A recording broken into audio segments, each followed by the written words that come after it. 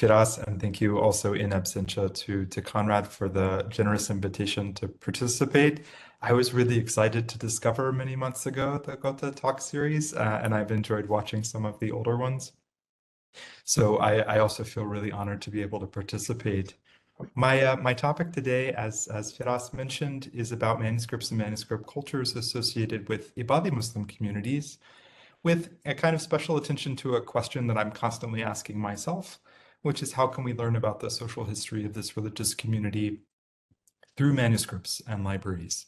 But before I get into some of the details or the weeds, as it were, I think I should probably begin with a few quick remarks on Ibadi Muslim communities and the longer sort of history of these manuscript traditions, since I want to focus mainly on the modern period. But I think that historical background is really useful. So let me begin by doing that, and then we can move into some more concrete examples of the 19th and 20th centuries. So some of you may already be familiar. I know that at least a few of you are quite familiar with Ibadism, but for those who might not be, I'll take a moment to say a few things about it as a school of thought in North Africa, and especially its geographic distribution, because this has something, this has a pretty big impact on the manuscript tradition that we'll be talking about. So for those who may not have encountered Ibadis before, what the most essential thing you need to know is that we're talking about a demographic minority Muslim community, a quite small community in terms of numbers. And their tradition is historically distinct from Sunni and Shi'i traditions in Islam. And in some ways, especially if you go with the narrative of the community themselves today, you can think of them really as having formed as a distinct community, even before those other broader sort of traditions of Islam formed. Now, according to Ibadis themselves, as a school, or a madhab as they're called in Arabic, they originate in the city of Basra in what is today Iraq, in the first couple centuries of Islam. And from there, the school develops and spreads out to a lot of other areas, including especially southeastern Arabia and what is today the Sultanate of Oman, where the numerical majority of Ibadis live today, but also for shorter periods of time to Central Asia, to the East African coast, and then into this collective cultural space or continuous cultural space of Egypt and the Maghrib. And those are really the areas that I want to focus on today. So in the Maghreb, the doctrine really takes root in villages and mountains and oases, but its centers were really in three places early on in Islamic history. One is an area known as the Jabal Nufusa in what is today northwestern Libya. Another is a small island in what is today southern Tunisia called Jerba. And in the early medieval centuries, there was also an important political center in the city of Tahert. And this was because for about 150 years, from the 8th to the beginning of the 10th centuries, there was an Ibadi-run political unit there, which historians call the Rustamid dynasty. In later centuries, though, in the sort of later medieval centuries, Ibadis end up dispersing and spread around to a kind of geographic series of settlements that the French historian Cyril Hayet has called, I think very usefully, the Ibadi archipelago. And what he means by this is a kind of metaphorical community of islands, especially across southern Tunisia and Algeria, that made up the Ibadi community in the period. That in addition to the Jabal Nufusa and the island of Jerba. Sort of moving rapidly along in time, the period between the 11th to the 16th centuries were these really important centuries for Ibadis in terms of the literature that they produce. There's a lot of historical, doctrinal, and legal literature that's created in this period that plays a significant role in sort of shaping this as an identifiable textual community. And these centuries are a period of what historian John Wilkinson has called madhabization, or you can think of that as sort of the formalization of them as a school.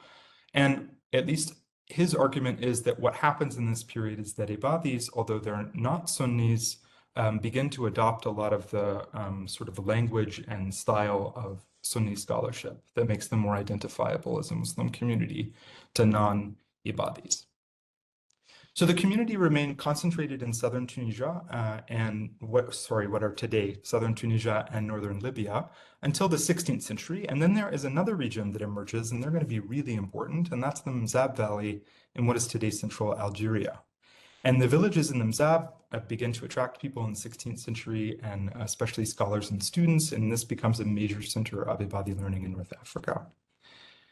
And then the other thing about the 16th century that's more important for sort of the broader history of North Africa, if you're not familiar with it, is that this is the century in which the Ottoman Empire also spreads its power into North Africa. And Ibadis come under control, whether they like it or not, in most cases, of the Ottoman Empire. And as a result, they're sort of connected to a larger network, and they begin to travel throughout the Ottoman Empire, whether that's for pilgrimage to places like Mecca, but also for trade and to study. And an especially important place in the Ottoman period for Ibadis, just like everyone in the Ottoman Empire, is the city of Cairo. And so the city of Cairo begins to take on this really important role in Ibadi communities beginning in the 17th century, as they go there to study at a very famous mosque, the Al-Azhar Mosque. And the Egyptian experience lasts for more than 3 centuries and greatly influences Ibadis in the Maghrib, both intellectually and, as we'll see, materially, by which I mean manuscripts. So with that sort of broader historical background, now let me transition more properly into talking a bit more about manuscripts and manuscript cultures in this broader period. So here I want to emphasize the importance of the region. So I made sure to point out that I'm talking about North African Ibadi manuscript cultures because Ibadi manuscript culture farther to the east, so if we were looking at the Arabian Peninsula or the East African coast where the Omanis were for a long period of time and where Ibadism spread and continues today, those places differ a lot in terms of their manuscript culture from what we see in the Maghrib, and that's in terms of scripts, in terms of bindings, in some cases paper, and even the texts themselves. In the 19th and 20th centuries, as we'll see in a few minutes, there is a kind of overlap between the textual traditions, but it really only begins in the 19th century in earnest. Otherwise, it's kind of haphazard encounters between these different communities. So Ibadi manuscript culture dates to early Islamic centuries in North Africa, but unfortunately there aren't too many examples of manuscripts older than the 16th century that have survived. There are texts that date back to very early, to the first couple centuries of Islam, but the majority of copies date back to the period between the 17th and the 19th centuries. And so I think it's an important question to ask why the 17th to the 20th centuries are such an important period for Ibadi manuscript culture. And then what are some of the features of this manuscript culture?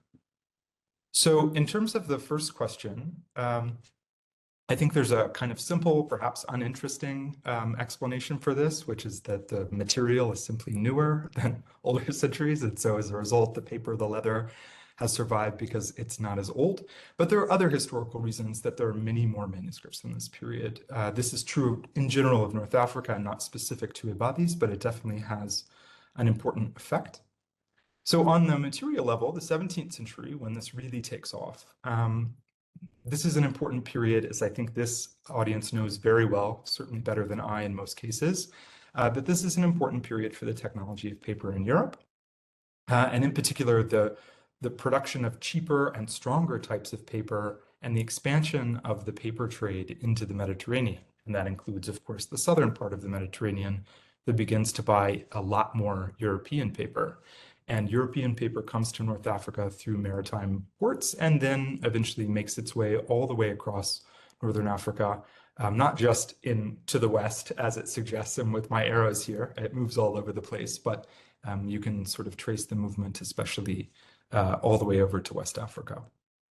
So how do we know this? Well, as I think many of you probably know, there are some really wonderful studies of trade routes and documents that show us the history of this trade. But there's another kind of evidence that I have found especially useful when I'm trying to think about the history of the movement of paper in Ibadi libraries in the Maghreb, and that's watermarks that show up. And there are watermarks in Ibadi texts from North Africa from pretty early on, all the way up into the 20th century. So to give you some concrete examples, this is one of the earlier ones that I've encountered in a private library. This is a bull watermark that's in a manuscript dated to the 14th century, which seems to match pretty well the watermark. And this comes from a private library in the Mzab Valley that we'll talk about in a few minutes, called the Maktabat al-Qutb. A slightly later example of an anchor watermark. This is a really ubiquitous watermark in Ibadi manuscripts in the Maghreb, and this is from the 17th century. This is from a well-known private library that we'll talk about in a minute from the island of Jerba. And this continues into the 18th, 19th, and 20th centuries with what's probably the most infuriating and ubiquitous watermark to encounter, which is the Tre Lune, Three Moons watermark. This one comes also from the Mzab Valley. So the point here being that these are useful for demonstrating the sort of long-term presence of European paper in Ibadi libraries. So I mentioned that this is not a situation that's unique to Ibadis. This is true, the use of European paper and the participation in this trade, and in general, the sort of participation in a North African book culture is not something unique to Ibadis. It's true of other Muslim communities, it's true of Jewish communities, and the availability of this cheap paper and what Ghizlan Lidon called the thirst for knowledge among North African scholars leads to the formation of a lot of private libraries. It's not an Ibadi phenomenon, in other words. And I say that because I want to, on the one hand, emphasize what's interesting and unique about Ibadi manuscript culture, but I also want to make sure that it's clear that it belongs to a much broader culture as well. Okay, so now thinking more precisely about what are some of the characteristics of this manuscript culture, I mentioned that Cairo was a really important center for Ibadi scholarship for more than 3 centuries. And it was there that for generation after generation, for about 300 years, Ibadis studied and taught at a school called the Wikeret al-Jamus, what I have called the Buffalo Agency in English, sort of tongue-in-cheekly, as well as at the Al-Azhar Mosque. And as Firas mentioned, this is something that I spent a long time thinking about and writing about, so that was the topic of my last book. But the students who studied there, what they did was they would collect manuscripts, either by copying them or buying them in the book markets of Cairo, and they would amass these pretty big collections, and then they would take them back to the Maghreb. And this is the origin of a lot, especially of the larger manuscript libraries in North Africa. And Ibadi manuscripts, in terms of what they look like and how they were produced, those that are coming out of Egypt really aren't very different from other libraries that you would encounter in Arabic libraries, at least in the Ottoman Empire in the 18th and 19th centuries, and certainly not very different from other ones in Egypt. Just to give you some sort of quick indications of what I mean, the sort of you find everywhere brown leather bindings with these mandorla, almond-shaped embossed decorations in the center and embossed decorations around the edge. Of course, the envelope flap and other sort of standard features that you would expect from libraries in the region, whether they're Ibadis or otherwise. And the papers on which the manuscripts were copied in Egypt are the same paper being used by other Muslims in the Ottoman Empire. And so Ibadi manuscript culture also shares other elements with Arabic manuscript cultures in Egypt at the time, and these have been really important for constructing social histories, I think. Certainly they've been useful to me, and to give you a few examples of what I mean here, there is a very common feature of Ibadi manuscripts to find statements of purchase, right? So-and-so bought this book from so-and-so in so-and-so date, sometimes if you're lucky in so-and-so place for X number of dirhams or dinars or wherever we are. It's also really common, especially in that library in Egypt, to find statements of loan. So this was kind of a borrowing library for Ibadi students who were hanging out in Cairo at the time. And so there are lots of those as well. Waqf is an institution that's common to a lot of Muslim communities, and it is, especially in the Ottoman period, becomes really prominent in Ibadi communities. It's not so common before that to use the institution of Waqf for books, but in the Ottoman period, probably because of the influence of other folks, it becomes really important. And then in a much later period in the 19th and 20th centuries, you find Ibadi scholars and merchants, just like everybody else, with their little circular ownership seals that they stamp all kinds of things with, including their manuscripts. So perhaps by this point, you're sort of asking, like, okay, so what, in other words, is supposed to distinguish any of this stuff from anyone else?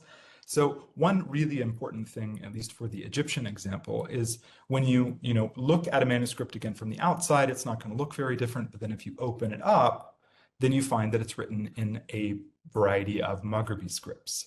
And so this is kind of weird to encounter in Egypt that far outside of the Maghreb. And what that tells us is that the people who are producing these are not originally from Egypt. They're long-term transplants in some cases, short-term transplants from different parts of the Maghreb. And each of the different Maghribi scripts that you encounter in these manuscripts can tell you about which of the pockets your copyist is from. So my colleagues who are much better at this than I am can easily and quickly identify if something is a Nufusi hand, a Jerba hand, a Mzabi hand, so on and so forth, because they're sort of regional varieties. Another thing is that, of course, we find Ibadi books, which you don't find in other libraries. And this is, I think, something that perhaps is obvious, but is worth pointing out, that you really don't find Ibadi manuscripts in libraries owned by people who are not Ibadi. But what is, I think, also really important is that it is very common. In fact, I don't think I've ever encountered a library that didn't have a lot of Sunni books in the library. And this is especially true of the Ottoman period forward. It's not uncommon to find them before the Ottoman period as well, but it's harder sometimes to figure out were they already in these libraries before the 17th and 18th centuries, or were they acquired later and then brought to these libraries in the Maghreb. But the Sunni books in Ibadi libraries are not haphazard. They often follow a pretty clear logic. So in particular, those that were in Egypt, they were the ones that they would need to study at Al-Azhar. So they were the ones that were expected to be familiar with. So to give you a couple of quick examples, this is a copy of the Tafsir al-Baydawi, and this is a pretty famous book of Sunni exegesis. And the one on the right here is one of the most famous Sunni hadith collections, the Sahih al-Bukhari. And these two, we know they're not even copied by Ibadis, or they're unlikely to be copied by Ibadis, because they're written in a script that identifies them as not from North Africa. But that then gets paired with, I'm not sure if you can see my cursor, but if those of you who are familiar with Arabic, if you look down here, that script is identifiably Maghribi and was almost certainly added by a student who was at the agency, the Buffalo agency at the time. And both of these books are part of a large number of Sunni books that are donated to the library in Egypt. And so most of the Ibadi books that come to the library, the manuscripts are copied on site by the students who live there. And those that are Sunni books are in Eastern scripts and are donations by merchants who know that the students at the school need them to study. So it's interesting to sort of watch how those things get built. So as we move west out of Egypt and into the communities of the Maghreb, the manuscript culture of Ibadis on the island of Jerba, or Ottoman Tripolitania, and the sort of immediately neighboring regions, don't really differ significantly from that of Egypt. And this was, I think, due to the really close ties and connections between them, including their common Ottoman culture. Some of my colleagues from the Ibadi community would probably differ with me there because of a kind of historical antagonism between some Ibadi communities in the Ottoman Empire. But what I mean to say by this is that there is a kind of shared manuscript culture that ties these different places together. And as a result, that sort of plays out on the material level as well. And Ibadis, especially from this little island of Jerba, really spread out all over the empire, including big communities in the capital of Istanbul and big Mediterranean cities like Izmir and the Red Sea, really all over the empire. And as a result, these Turbans, they buy a lot of manuscripts and they bring them back to the Maghreb and begin to build these very large collections. A final point about manuscripts in the Ottoman era, this sort of earlier Ottoman era, concerns the manuscripts in the Mzab Valley. Oh, sorry, I forgot to explain this one. This was an example just to sort of draw the connection between what we saw in Egypt and what we see in Tripolitania. This is an example from what was a private library in the Jabal Nafusa. It's now held in the Orientale Library in Naples. So again, not remarkably different in terms of style of binding. And if I had a picture of the text, you would see the same thing. But that last place that I wanted to point out was to go back really quickly to the Mzab Valley, because the Mzab really differs slightly from other regions like Jerba, like Tripolitania or Egypt. because of where it is. So it's in this kind of semi-arid climate, located, as you can see on the map, sort of between the Algerian Tell in the north and the Saharan Desert in the south. And this has an impact on manuscript culture there, just like it has an impact on architecture and all kinds of other things. And the manuscripts are still written on European paper, but the script, as I said earlier, looks a little bit different. You can identify it as Mzabi. But then for me, one of the first things that struck me when I was doing fieldwork there a few years ago was that the bindings look quite different. And so in terms of binding, they often seem to have as much in common with West African manuscript bindings as they do with Ottoman bindings. So to give you a couple of examples, the one on the left-hand side here is from a private library in the Mzab, and it's from the 18th century. And these sort of simple geometric patterns really look quite strikingly different from the stuff that you would find if you were to go up north in Algeria and certainly over to Tunisia or northwestern Libya. And then this really beautifully done distinct red leather binding that's from the Mzab on the right-hand side that looks just completely different than anything that you would encounter farther to the east. The other thing that really struck me, and I can't tell you how common it is, but I had never noticed it to the east, but noticed it in the Mzab, was the presence of stabbed bindings, which is again something that's a lot more common in a West African context. And so I thought this was really interesting. If you haven't encountered this before, I mean, you can see this wonderful drawing by Karen Shepper, but the basic idea is that there are just sort of two big pokes that are done instead of a sort of normal link stitch binding from one quire to the next. And that strikes me as pretty unusual. I would love to have the chance to study some of these bindings in more detail to tell you whether it's representative, but I can say that I hadn't encountered it farther to the east. So I think that to sort of bring this section to a close, the 17th to the 19th centuries period here really corresponds to the cultural, political, and even sort of political economy of paper and the broader manuscript culture environment in which Ibadis live. So that brings us to the 19th and 20th centuries. And so there were these important collections like the Wiqadat al-Jamus, like the Buffalo Agency in Cairo, that took shape over this longer period of time. But many of the largest collections of Ibadi manuscripts in North Africa date to the 19th and the early 20th centuries. And these collections, like earlier ones, but especially these because we know more about their founders, they really reflect these itinerant lives of the people who create them, moving along these different pathways of Ibadi learning in the Maghrib, the Mzab, the Jerba, the Jabal Nafusa. But also in the 19th and 20th centuries, there's a different kind of prominence for Cairo and also an important new center for Ibadis up in Tunis, in northern Tunisia. So those take on new importance. And there's also an increase in the engagement with Sunni scholarship, whether that's buying more Sunni books or using more Sunni books in their scholarship. So I want to show you a couple of prominent examples, like big libraries that are not really representative, and then I want to show you a couple of small ones before I think more generally about what all of this means. So the first one is what's almost certainly the largest Ibadi library in Tunisia today. This is the El Baronia Library. This photograph is from 2014, before the library moved to a really beautiful, much larger location in the center of town that was actually in part funded by the Omanis. And the core collection of the Baronia Library was formed by this guy, Said Baroni, who was originally from the Jabal Nafusa, and he dies in 1868. And many of the texts, if not most of the texts, were collected while he was in Cairo at the Buffalo Agency. So he moves there and lives there for a couple of decades at the beginning of the 19th century. He actually arrives in 1798, just a few months before Napoleon does, so not the best timing, but he sticks it out, and he manages to come out with a whole lot of books as a result.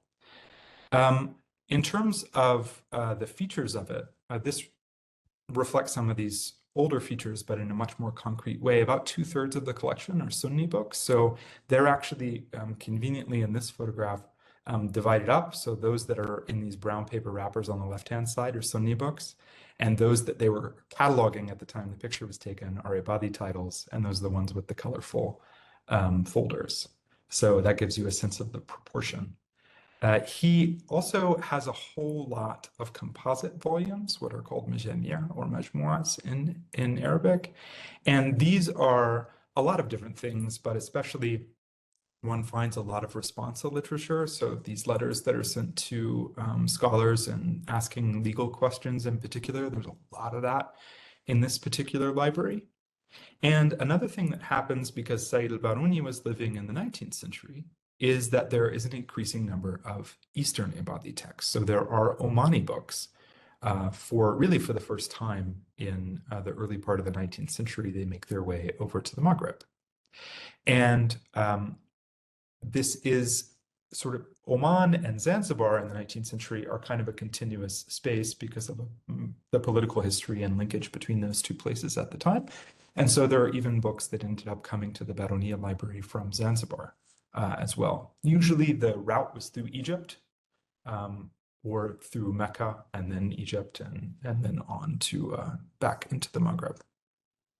So I mentioned there was this robust culture of asking questions of responsa literature, but also sort of less formal letter writing was really common in the 19th and 20th centuries among Ibadi scholars. And an important example of this is the library that you see here. This is the Maktabat al-Qutb, a very well-known library in the Mzab Valley in Algeria. And the person who put this together is Mohammed Atfayesh, who was probably the most prominent Ibadi scholar of the 19th century. And you can see he lives a very long life all the way up into 1914. And like the Baronia Library, this has a lot of Ibadi and non-Ibadi books in it, but it's distinguished in particular by the large number of letters. So Atfayesh was a prolific letter writer. He had hundreds of students, and so there are hundreds of letters from him to his students, from his students to him in this library that make up an important part of the collection. Another thing that's, I think, important about this particular library is that Itfayesh lives through the era of lithograph printing and even the very beginning of typeset Ibadi presses. And he was super smart about this. He really understood the potential of it, and he would send his books. He didn't do a lot of traveling himself, but he would send a lot of his books to Egypt, to an Ibadi print house that was there, that was founded in the 1870s, to be printed, and then he would, ask them to send back both the manuscript original and a few copies for him and his friends. And so he understood the potential of that in ways that are really interesting. His letters and his attempts to print his books in lithograph also connect a bunch of different places. So his letters are written to the Ottoman capital, to Ibadis there, to the cities of Hijaz, to Oman, to the East African coast, and of course to Egypt. And so he sort of in a person and in one library encapsulates a lot of the transnational movements or transregional movements, I should say, among these different communities. So these are two really well-known libraries. I mean, really well-known for, in the grand scheme of things, right? Relatively speaking. But there are a lot of other smaller libraries. And these are lesser known collections that have really until recently not even been known about. And in some cases, there are no hand lists or catalogs for these. And these are collections that straddle the 19th and 20th centuries. So these are, in other words, these are texts that are copied by or collected by the generation that follows these two larger libraries. And as a result, they're not as well known because they're not as grandiose and they're a lot newer. But I think that they carry a lot of really interesting information about the history of the Ibadi communities. In the case of scholars from Tunisia and Algeria, what this meant was that these smaller libraries were being formed in colonial contexts, right? So they were the people who create these are either born just before or during the advent of colonialism in Algeria and also in Tunisia by the 1880s. And in the case of Jabal Nufusa in northwestern Libya, they also often lived through the Italian invasion of Ottoman Tripoli and the subsequent colonial conquest of what the Libyans or the Italians will call Libya. And that in part because of the colonial context, there's an increased contact in the late 19th and early 20th centuries among these communities because they encounter each other for the first time in places that they didn't do as often in the pre-colonial context, places like Tunis and to some extent Cairo as well. And we can, again, follow these trajectories of people through their manuscript libraries. So let me give you two sort of final examples here before drawing what I hope are some broader points about Ibadi manuscript culture in these centuries. The first collection is one compiled by a man named Muhammad al-Marsawani, who dies probably in the 1940s, we're not sure. He was another scholar from Jabal Nufusa. You can get a sense of how important that area was because all my examples keep coming back to that. He was born sometime in the second half of the 19th century. And he spends a bit of time in the Jabal Nufusa doing his foundational schooling, but his really formative years, although there aren't many of them, were over in Cairo. And so he's yet another student who's over at the Buffalo Agency into the 19th century. And he was there just prior to the advent of that printing press that I mentioned. So as a result, everything he collects in Cairo that's Ibadi is manuscript. So he's sort of the very last exclusively manuscript library. He does later in life acquire print books as well, though. And he was himself an avid copyist and produced a remarkable number of texts, many in his own hand. And this pattern of traveling to Cairo for several years to collect books was one that played out again and again in the 19th century. And I'll show you an example in a moment. But the last thing I wanted to say about his trajectory is he eventually also ends up in the island of Jerba. And I'll explain why in a second. So I mentioned that people in Marsawani's generation were born into an era when the Ottomans were still in control of this part of North Africa, but eventually the Italians will invade Tripoli in 1911, and Marsawani himself lives through that. He participates in the resistance, but eventually decides to relocate his family to the island of Jerba, which you can see here. As sort of side note, this is a map showing you some of the mosques, only some, on the island of Jerba. It's really a remarkable place for a bunch of different reasons, not just manuscripts. So he settles up here in the north near the modern town of Hamzouk. So like other Ibadi libraries, Al-Marsawani's library has a bunch of Sunni writers or compilers, but he copies a lot of texts himself during the period that he's here. And this is an example of a text that he copied. And one of the ways that you can sort of reconstruct the history, the social history of these libraries is through the paratexts and the colophons of the manuscripts themselves. And since in many cases these are in situ collections, they're all still together, it's a relatively quick process to come up with that story. So to give you an example, this is the same manuscript just sort of zoomed in. He tells us at the end of this manuscript in the colophon that his name is Muhammad al-Marsawani, Muhammad bin Isa bin Sayyid al-Marsawani. He also tells us that he's from Nafusa, an-Nafusi. And he mentions to us that he copies it, this sort of diagonal section. He copies this while at the Wikalat al-Jamus at the Buffalo Agency in Cairo. And he does us the favor of telling us that that was in the year 1866, which is just really wonderful once you have those data over and over again, where you can begin to put all of them in a row and say, okay, in this year he was in this place, and this year he was in this place, and you assemble them into a biography. Another thing about this collection that's true of most larger collections is that it's dominated by jurisprudential texts, of legal texts. And this is a pretty common feature of larger Ibadi libraries. And if you're going to compile a bunch of manuscripts, chances are you probably need them because you're going to be asked for legal opinions and stuff like that. And indeed, Al-Marsawani was a qadi, was a judge himself in the Jabal Nufusa before he moves to Jerba.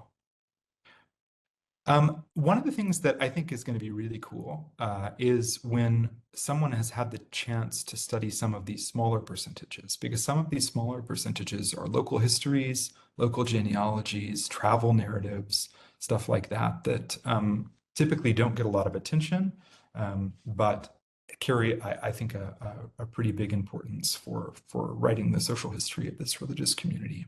The last thing that I wanted to say about this, and this is something that I'm extremely happy to say, is that this collection was the focus of a project called the Libraries of Nufusa that was funded by the Gerda Henkel Stiftung for the last few years, and it just resulted in the first catalog of manuscripts from a private library in the Jabal Nufusa. This was done by a team from the Jabal Nufusa, in collaboration with a cultural heritage organization in the Mzab Valley.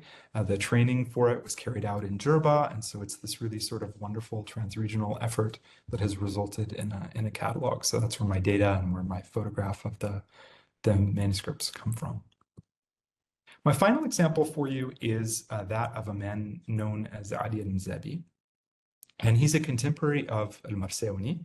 His name by birth was Ali bin Ramadan al-Fursatai, saying that, or suggesting that he's from the town of Fursata, which is again in the Jabal Nufusa. And it offers a trajectory not to the east toward Egypt, but to the west toward the Mzab Valley, which is another sort of common trajectory in the period for students and scholars. So al-Mzabi was born in the Jabal Nufusa. But sometime around the end of the century, he travels over to the Mzab Valley for a few years in the town of Beni Izgin to study under that same Muhammad al-Tfayesh, whose library we saw a picture of a few minutes ago. And he later returns home to the Jabal Nufusa, but like al-Marsewani, he encounters or is there for the Italian invasion of Tripolitania, and as a result, he ends up relocating with his family to the island of Jerba, along with his manuscripts. So his time in the Mzab Valley is one of the reasons that he takes on this new nickname, Al-Mzabi, the guy from Mzab, not because he's from this place, but because he spent a long time there and because that's what he becomes known for. But that actually becomes his legal name, and that's the legal name of the family today. Although some of them don't know where the name comes from. We just recently had the pleasure of explaining that to the family when we were working on the collection, which is really fun. So the way that we know he spent time in the Mzab is just like with al-Marsewani and other folks. He tells us that. And he tells us that at the end of a couple of his manuscripts from his collection. This is one of those. And here in the colophon, he tells us my name is Ali bin Ramadan al-Fursatai Nufusi. And he said that I finished copying this in 1904 while in the town of Beni Izgin in the Mzab. And it's great because he also says at the very end that he has every intention of returning home. And so he does return home, as I mentioned, but he's going to return home shortly before the Italian invasion of Tripoli and will relocate to the island of Jerba. This time, not up north where al-Marsewani is living, which is at the same time, but down south in the port city of Ajin. So his library, part of which survives today, has some few additional characteristics of Ibadi manuscript culture in this period that I wanted to point out to you. One is that in addition to all the stuff it shares with other libraries, like al-Marsewani's, the Maghribi script from North Africa, large numbers of legal titles and Sunni works, there are a couple things about it that offer some interesting additional features. So one is that the papers in Ali's hand, which never appear to have been bound, which is by itself kind of unusual, were also copied on watermarked machine-made paper from France. And the watermarks, which you can see two examples of here, show how Ali was actually copying legal texts on the same paper used for the French colonial archives. So the left-hand side is a paper from the French colonial archives, and the right-hand side is a paper from his private library. So I just find this interesting because it suggests something about the political economy of paper and the availability of papers at the time. Again, I would love to do this systematically and go through and sort of see how common this is and trace some of these, but I haven't had a chance to do that yet. Also, really wonderful and also pretty common for these smaller collections is that he took the time to give us a list of books in his library. And this is a list in his own hand, which survives and actually gives us a much clearer picture of the full library, including many of the items that were lost. And as you might be able to tell from the picture, I'm not sure how clear it is for you, but this is on ruled paper and almost certainly from the first couple decades of the 20th century. So he probably writes this after he's already relocated to Jerba. But the list really only includes formal titles and compositions. And this is, I think, one of the interesting things about working with some of these smaller collections, is that the majority of texts that are in this library are actually things like what you see here, which are texts on the zodiac, on magic, on Quranic healing, on medicinal cures and things like that. And these are often very small fragments with just sort of little notes on them, but in the aggregate really tell you a lot more about the life of this person than his sort of small collection of legal texts that you would expect to find everywhere. So you find a lot of advice, where to find gold and how to ensure that you have a son or a daughter, all sorts of things about al-abrash, about the zodiac, talismans, medicinal cures, and stuff like that. Finally, the Mzabi collection inventory, which is something that I and a couple of colleagues, Mahfoud Bahman and Jerba and Isa Haja Muhammad from the Mzab, we've been working together on creating a small inventory of this collection. One of the things that we decided to do that I think is super important is we decided to include lithograph texts in the hand list. And that's because the users of these libraries didn't distinguish between these oftentimes. Sometimes in a hand list like his, it may note that it's a printed book or not, but almost certainly wouldn't have divided them up into two different sections of the house and written different lists of books. Instead, they overlap with one another. And I think it's one of the unfortunate things about a lot of manuscript collections, at least in the areas I have worked in North Africa, that they only talk about manuscript books. And then you later discover that there was actually a large collection of printed books with it, maybe all the way up into the 1960s. And as a result, we end up thinking of those as separate cultures. So this is my final thing to show you. This is an example of, unfortunately, only the cover page survived, but this is a lithographed Ibadi text that was in al-Mzabi's library. And the section that you see there in the triangle is lithograph, so it was printed.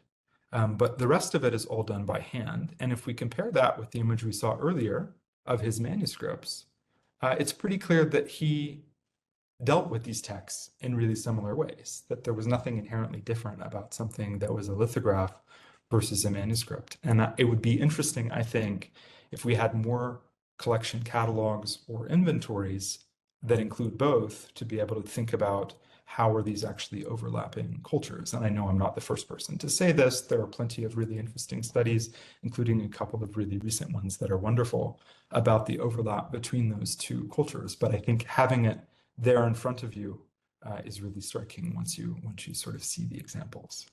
Okay, so I have thrown a ton of stuff at you. Let me see if I can bring it all together in some way. So one thing that at least I have learned over the last 10 years or so of doing this is I've begun to sort of appreciate this long-term feature of the importance of the movement of people. This is something that I think dates back to before the Ottoman period, but especially in the Ottoman period, you have these itinerant students and scholars who are moving around and collecting texts and then bringing them back home. And that's really the way that these libraries form. It's very unusual for them all to form in that location and stay there, that its movement is sort of built into the history of these collections. Another is that there is clearly a shared manuscript culture with Sunni communities. This is, again, probably true of the Ottoman period as well, but in the Ottoman period and into the 19th and 20th centuries, this is definitely the case.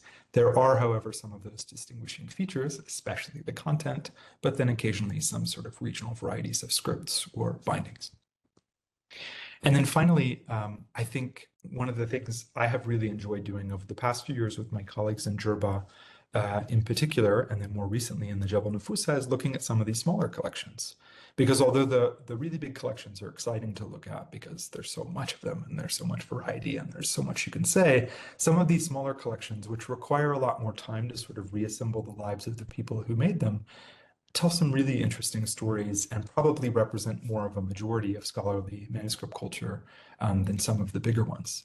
And they're also an easier way, a less overwhelming way, at least for me, to trace some of that overlap with print culture and to think about the informal titles, if you want to think of them that way, not these sort of grand compositions of history or fiqh, but sort of smaller informal titles that make up the majority of some of these collections. So I think I'm going to go on ahead and stop there and just say thank you so much again for the opportunity to speak with you. And I hope that I can offer some responses to any questions you might have.